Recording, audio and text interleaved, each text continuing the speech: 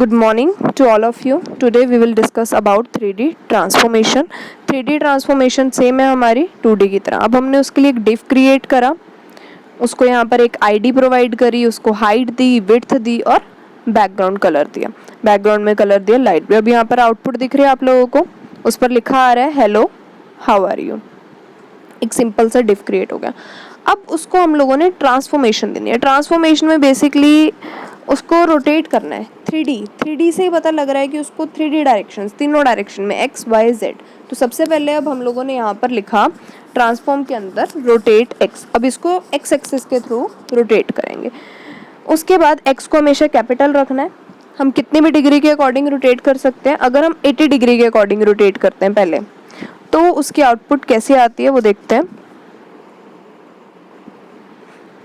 जैसे ही रिफ्रेश करा उसकी आउटपुट दिख रही है, वो बिल्कुल छोटा सा लिखा आ रहा है वहाँ पर. आप लोग को इतना क्लियर नहीं दिख रहा क्योंकि 80 डिग्री के अकॉर्डिंग है.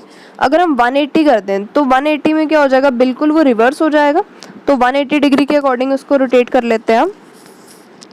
180 में दिख रहा है, जो आउटपुट ऊपर आ रही थी लिखी हुई वो बिल्कुल मिरर इमेज की तरह आ रही है. अब एक्स के थ्रू ये रोटेट हो चुका है. अब इसी तरह हम लोग वहाँ पर एक्स की जगह वाई लिख देंगे.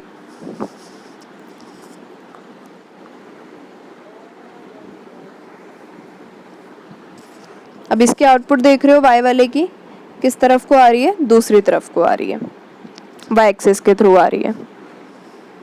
अब इसी तरह z लिखा. z एक्सिस किस तरह होती है हमारी, बिल्कुल 3D के फॉर्म में रोटेट करेगा ये z एक्सिस के साथ, और बिल्कुल बॉटम पे लिखा आ रहा है, यहीं पर लिखा आएगा. ये थी हमारी 3D ट्रांसफॉर्मेशन.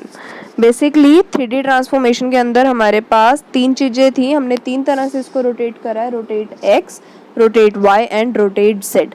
3D से ये कि वो तीनों डायरेक्शन में रोटेट होगा. रोटेट तो वो 2D से भी हो रहा था, बट 2D से उसमें हम कोई एक्सेस नहीं बता पा रहे थे, उसको हर डायरेक्शन में रोटेट नहीं कर पा रहे थे.